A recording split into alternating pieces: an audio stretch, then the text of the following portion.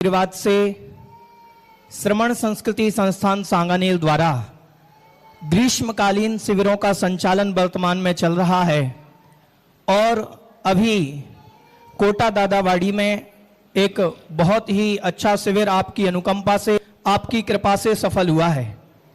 हे गुरुदेव, हमारा यही भाव रहता है कि देव शास्त्र गुरु की अविनय ना हो, ऐसी शिविरों में धर्म की प्रभावना हो। बहुत सारे स्थानों पर शिविर तो लगते हैं लेकिन देवशास्त्र गुरु की प्रभावना नहीं हो पाती है।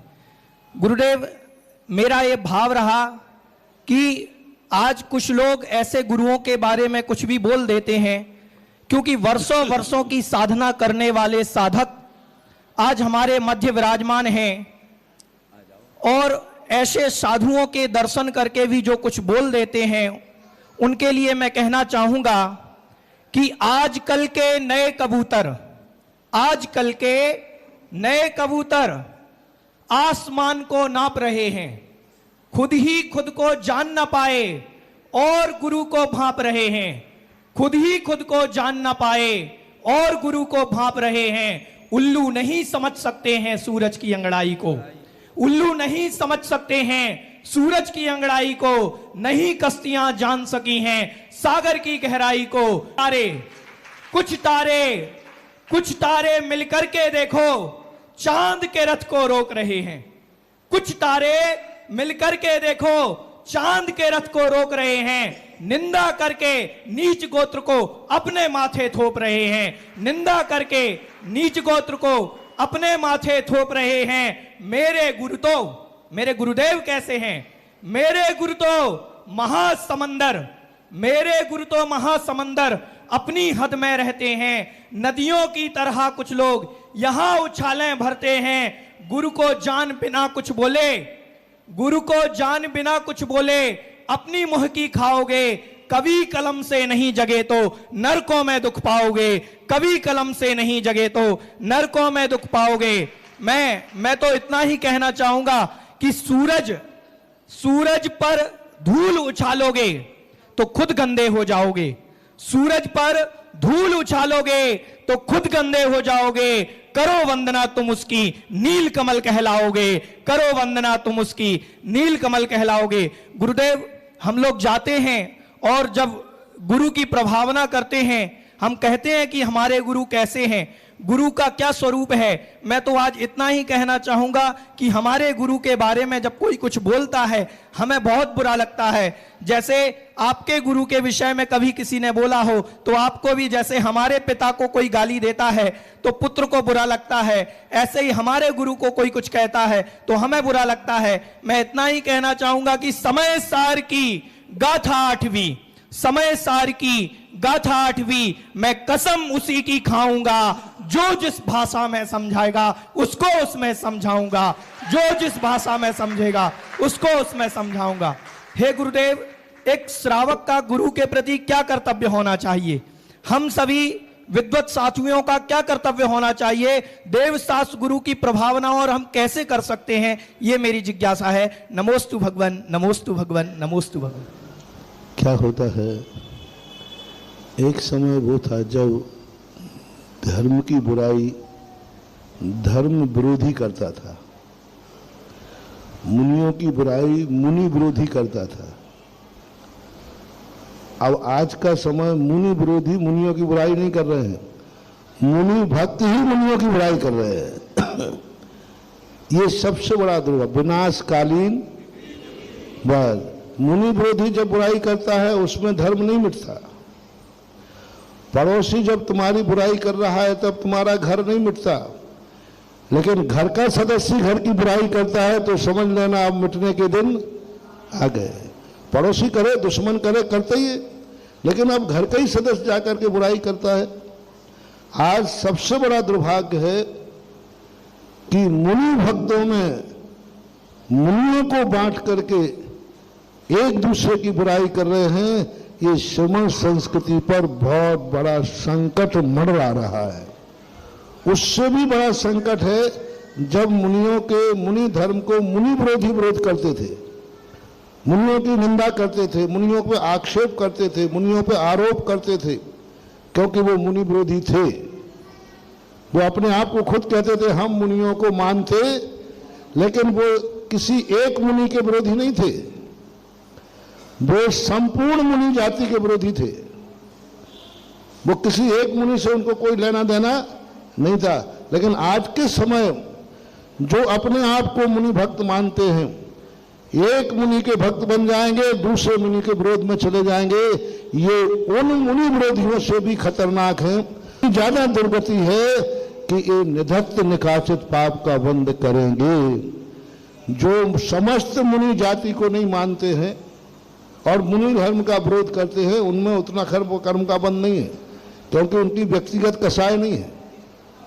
लेकिन जो मुनि भक्त अपना डिंडोरा पीटते हैं, एक मुनि को भक्त कहकर हम तो इन मुनि के ग्रुप के हैं, हम तो इन आचार्य के ग्रुप के हैं, हम तो इन महाराज के ग्रुप के हैं, ऐसा मान करके और दूसरे मुनि के प्रति जो आरोप प्रत्यारोप करते हैं, इनका तो विनाश निश्चित है, कोई रोक ही नहीं सकता।